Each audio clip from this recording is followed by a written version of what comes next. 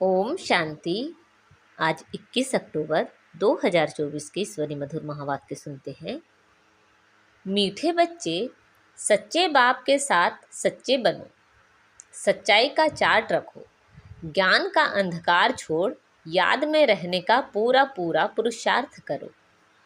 आज की मुरली से प्रश्न है, महावीर बच्चों की मुख्य निशानी क्या होगी? उत्तर है, महावीर बच्चे वह जिनकी बुद्धि में निरंतर बाप की याद हो। महावीर माना शक्तिमान। महावीर वह जिन्हें निरंतर खुशी हो, जो आत्म अभिमानी हो, जरा भी देह का अहंकार ना हो। ऐसे महावीर बच्चों की बुद्धि में रहता है कि हम आत्मा हैं, बाबा हमें पढ़ा रहे हैं। ओम शांति। रूहानी बाप रूहानी बच्चों से पूछते हैं, अपने को रूह या आत्मा समझ बैठे हो? क्योंकि बाप जानते हैं यह कुछ डिफ़िकल्ट है, इसमें ही मेहनत है। जो आत्म अभिमानी होकर बैठे हैं उनको ही महावीर कहा जाता है। अपने को आत्मा समझ बाप को याद करना, उनको महावीर कहा जाता है। हमेशा अपने से पूछते रहो कि हम आत्म अभिमानी हैं। याद से ही महावीर बनते हैं, गोया सुप्रीम बनते हैं। और जो भी धर्म वाले आते हैं वह इतने सुप्रीम नहीं बनते हैं, वह तो आते ही भी देर में है। तुम नंबरवार सुप्रीम बनते हो, सुप्रीम अर्थात शक्तिमान व महावीर। तो अंदर में यह खुशी होती है कि हम आत्मा हैं, हम सब आत्माओं का बाप हमको पढ़ाते हैं। यह भी बाप जानते हैं। कोई अपना चार्ट 25% दिखाते हैं, कोई 100% दिखाते हैं। कोई कहते हैं 24 घंटे में आधा घंटा याद ठहरती है, तो कितना परसेंट हुआ? अपनी बड़ी संभाल रखनी है। धीरे धीरे महावीर बनना है, फट से नहीं बन सकते हैं, मेहनत है। वह तो ब्रह्म ज्ञानी तत्व ज्ञानी है। ऐसे मत समझो वह अपने को कोई आत्मा समझते हैं, वह तो ब्रह्म घर को परमात्मा समझते हैं और स्वयं को कहते हैं अहम ब्रह्मस्मि। अब घर से थोड़े ही योग लगाया जाता है। अभी तुम बच्चे अपने को आत्मा समझते हो। यह अपना चार्ट देखना है, 24 घंटे में हम कितना समय अपने को आत्मा समझते हैं। अभी तुम बच्चे जानते हो हम ईश्वरी सर्विस पर हैं, ऑन गॉडली सर्विस। यही सबको बताना है कि बाप सिर्फ कहते हैं मन मना भव, अर्थात अपने को आत्मा समझ मुझे याद करो। यह है तुम्हारी सर्विस। जितनी तुम सर्विस करेंगे उतना फल भी मिलेगा। यह बातें अच्छी रीति समझने की हैं।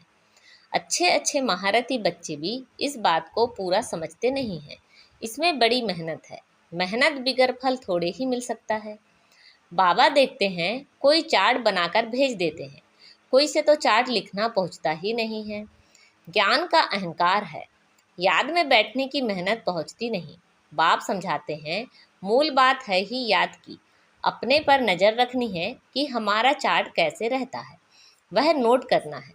कई कहते हैं चार्ट लिखने की फुर्सत नहीं। मूल बात तो बाप कहते हैं अपने को आत्मा समझ अल्फ को याद करो। यहाँ जितना समय बैठते हो तो बीच बीच में अपने दिल से पूछो कि हम कितना समय याद में बैठे। यहाँ जब बैठते हो तो तुमको याद में ही रहना है, और चक्र फिराओ तो भी हर्जा नहीं। हमको बाबा के पास जरूर जाना है, पवित्र सतो प्रधान होकर जाना है। इस बात को अच्छी रीति समझना है। कई तो फट से भूल जाते हैं, सच्चा सच्चा चार्ट अपना बताते नहीं हैं। ऐसे बहुत महारथी हैं, सच तो कभी नहीं बताएंगे। आधा कल्प झूठ दुनिया चली है तो झूठ जैसे अंदर जम गया है। इसमें भी जो साधारण हैं वह तो झट चार्ट लिखेंगे। बाप कहते हैं तुम पापों को भस्म कर पावन होंगे याद की यात्रा से। सिर्फ ज्ञान से तो पावन नहीं होंगे, बाकी फ़ायदा क्या? पुकारते भी हो पावन बनने के लिए, उसके लिए चाहिए याद। हर एक को सच्चाई से अपना चार्ट बताना चाहिए। यहाँ तुम पौना घंटा बैठे हो तो देखना है पौने घंटे में हम कितना समय अपने को आत्मा समझ बाप को याद में थे। कईयों को तो सच बताने में लज्जा आती है, बाप को सच नहीं बताते। वह समाचार देंगे यह सर्विस की, इतनों को समझाया, यह किया, परंतु याद की यात्रा का चार्ट नहीं लिखते। बाप कहते हैं याद की यात्रा में ना रहने के कारण है तुम्हारा कोई को तीर नहीं लगता है। ज्ञान तलवार में जौहर नहीं भरता है। ज्ञान तो सुनाते हैं, बाकी योग का तीर लग जाए वह बड़ा मुश्किल है। बाबा तो कहते हैं पौने घंटे में 5 मिनट भी याद की यात्रा में नहीं बैठते होंगे। समझते ही नहीं हैं कि कैसे अपने को आत्मा समझ और बाप को याद करें। कई तो कहते हैं हम निरंतर याद में रहते हैं। बाबा कहते हैं यह अवस्था अभी हो नहीं सकती। अगर निरंतर याद करते फिर तो कर्मातीत अवस्था आ जाए, ज्ञान की पराकाष्ठा हो जाए। थोड़ा ही किसी को समझाने से बहुत तीर लग जाए। मेहनत है ना। विश्व का मालिक कोई ऐसे थोड़ी ही बन जाएंगे। माया तुम्हारी बुद्धि का योग कहाँ ना कहाँ ले जाएगी। मित्र संबंधी आदि याद आते रहेंगे। किसी को विलायत जाना होगा तो वह मित्र संबंधी स्टीमर, एरोप्लेन आदि की याद आते रहेंगे। विलायत जाने की जो प्रैक्टिकल इच्छा है वह खींचती है। बुद्धि का योग बिल्कुल टूट जाता है और कोई तरफ बुद्धि ना जाए। इसमें बड़ी मेहनत की बात है। सिर्फ एक बाप की याद ही रहे, यह देह की याद ना आए। यह अवस्था तुम्हारी पिछाड़ी में होगी। दिन प्रतिदिन जितना याद की यात्रा में बढ़ाते रहेंगे, इसमें तुम्हारा ही कल्याण है। याद में रहेंगे उतना तुम्हारी कमाई होगी। अगर शरीर छूट गया फिर यह कमाई तो कर नहीं सकेंगे। जाकर छोटा बच्चा बनेंगे तो कमाई क्या कर सकेंगे। भल आत्मा यह संस्कार ले जाएगी, परंतु टीचर तो चाहिए ना जो फिर स्मृति दिलाए। बाप भी स्मृति दिलाते हैं ना। बाप को याद करो, यह सिवाय तुम्हारे और कोई को पता नहीं है कि बाप की याद से ही पावन बनेंगे। वह तो गंगा स्नान को ही उच्च समझते हैं, इसलिए गंगा स्नान ही करते रहते हैं। बाबा तो इन सब बातों का अनुभवी है ना। इसने तो बहुत गुरु किए हैं। वह स्नान करने जाते हैं पानी का। यहाँ तुम्हारा स्नान होता है याद की यात्रा से। सिवाय बाप की याद के तुम्हारी आत्मा पावन बन ही नहीं सकती। इनका नाम ही है योग, अर्थात याद की यात्रा। ज्ञान को स्नान नहीं समझना। योग का स्नान है। ज्ञान तो पढ़ाई है, योग का स्नान है जिससे पाप कटते हैं। ज्ञान और योग दो चीजें हैं। याद से ही जन्म जन्मांतर के पाप भस्म होते हैं। बाप कहते हैं इस याद की यात्रा से ही तुम पावन बन सतो प्रधान बन जाएंगे। बाप तो बहुत अच्छी रीति समझाते हैं। मीठे मीठे बच्चों, इन बातों को अच्छी रीति समझो, यह भूलो नहीं। याद की यात्रा से ही जन्म जन्मांतर के पाप कटेंगे। बाकी ज्ञान तो है कमाई। याद और पढ़ाई दोनों अलग चीज है। ज्ञान और विज्ञान। ज्ञान माना पढ़ाई, विज्ञान माना योग अथवा याद। किसको उच्च रखेंगे, ज्ञान या योग। याद की यात्रा बहुत बड़ी है, इसमें ही मेहनत है। स्वर्ग में तो सब जाएंगे। सतयुग है स्वर्ग, त्रेता है सेमी स्वर्ग। वहाँ तो इस पढ़ाई अनुसार जाकर विराजमान होंगे। बाकी मुख्य है योग की बात। प्रदर्शनी व म्यूजियम आदि में भी तुम ज्ञान समझाते हो, योग थोड़ी ही समझा सकेंगे। सिर्फ इतना कहेंगे अपने को आत्मा समझ बाप को याद करो। बाकी ज्ञान तो बहुत देते हो। बाप कहते हैं पहले पहले बात यह भी बताओ कि अपने को आत्मा समझ बाप को याद करो। इस ज्ञान देने के लिए ही तुम इतने चित्र आदि बनाते हो। योग के लिए कोई चित्र की दरकार नहीं है। चित्र सब ज्ञान की समझाने के लिए बनाए जाते हैं। अपने को आत्मा समझने से देह का अहंकार बिल्कुल टूट जाता है। ज्ञान में तो जरूर मुख चाहिए वर्णन करने के लिए। योग की तो एक ही बात है, अपने को आत्मा समझ बाप को याद करना है। पढ़ाई में तो देह की दरकार है। शरीर बिगर कैसे पढ़ेंगे व पढ़ाएंगे। पतित पावन बाप हैं तो उसके साथ योग लगाना पड़े ना, परंतु कोई जानते नहीं है। बाप खुद आकर सिखलाते हैं। मनुष्य मनुष्य को कभी सिखला ना सके। बाप ही कहते हैं मुझे याद करो। इसको कहा जाता है परमात्मा का ज्ञान। परमात्मा ही ज्ञान का सागर है। यह बड़ी समझने की बातें हैं। सबको यही बोलो कि बेहद के बाप को याद करो। वह बाप नई दुनिया स्थापन करते हैं। वह समझते ही नहीं कि नई दुनिया स्थापन होनी है। जो भगवान को याद करे, ध्यान में भी नहीं है तो ख्याल करें ही क्यों। यह भी तुम जानते हो। परमपिता परमात्मा शिव भगवान एक ही है। कहते भी हैं ब्रह्मा देवता नमः। फिर पिछाड़ी में कहते हैं शिव परमात्माय नमः। वह बाप है ही उच्च ते उच्च, परंतु वह क्या है यह भी कोई समझते नहीं। अगर पत्थर ढिक्कर में है फिर नमः काहे की, अर्थ रहित बोलते रहते हैं। यहाँ तो तुमको आवाज से परे जाना है, अर्थात निर्वाण धाम शांति धाम में जाना है। शांति धाम सुख धाम कहा जाता है, वह है स्वर्ग धाम। नर्क को धाम नहीं कहेंगे, अक्षर बड़े सहज हैं। क्राइस्ट का धर्म कहाँ तक चलेगा, यह भी उन लोगों को कुछ पता नहीं। कहते भी हैं क्राइस्ट से 3000 वर्ष पहले पैराडाइज था, अर्थात देवी देवताओं का राज्य था। तो फिर 2000 वर्ष क्रिश्चियन का हुआ, अब फिर देवता धर्म होना चाहिए ना। मनुष्यों की बुद्धि कुछ काम नहीं करती। ड्रामा के राज को ना जानने के कारण कितने प्लेन बनाते रहते हैं।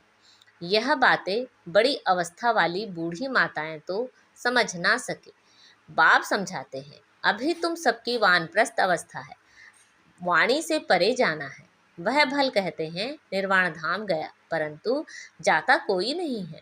पुनर्जन्म फिर भी लेते जरूर है, वापिस कोई भी जाता नहीं।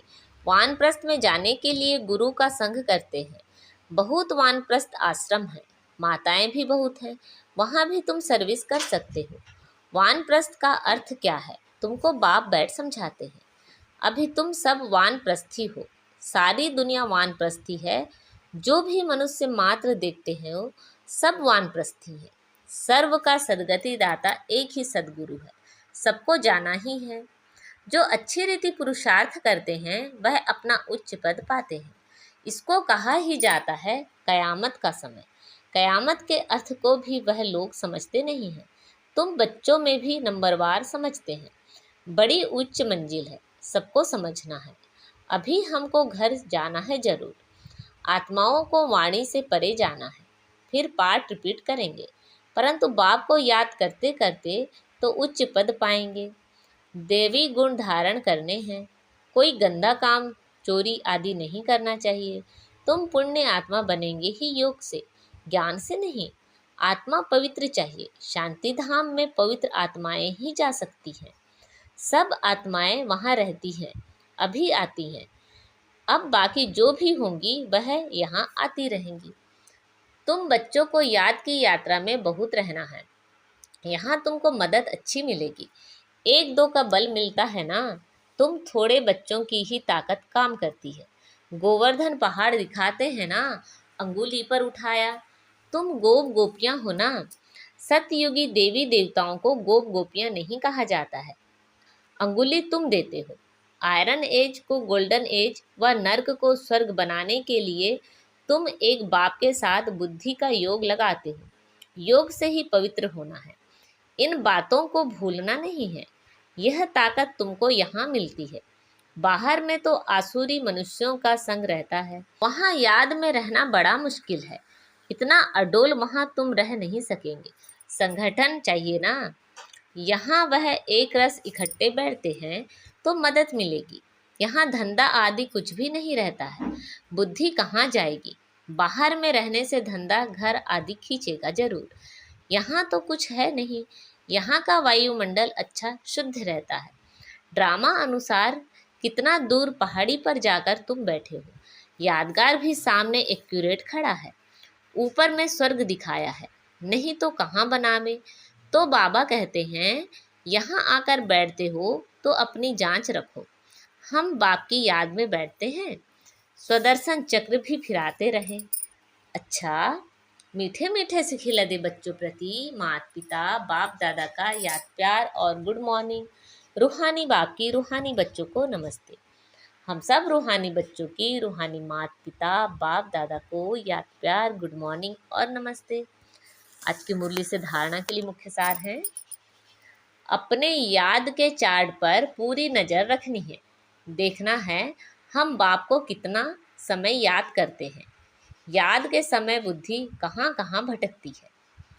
इस कयामत के समय में वाणी से परे जाने का पुरुषार्थ करना है। बाप की याद के साथ दैवी गुण भी जरूर धारण करने हैं।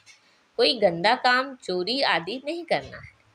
आज बाबा ने हमें वरदान दिया है, व्यर्थ व डिस्टर्ब करने वाले बोल से मुक्त डबल लाइट अव्यक्त फरिश्ता भाव। व्यर्थ व डिस्टर्ब करने वाले बोल से मुक्त डबल लाइट अव्यक्त फरिश्ता भाव। अव्यक्त फरिश्ता बनना है तो व्यर्थ बोल जो किसी को भी अच्छा नहीं लगते हैं उन्हें सदा के लिए समाप्त करो। बात होती है दो शब्दों की, लेकिन उसे लंबा करके बोलते रहना यह भी व्यर्थ है।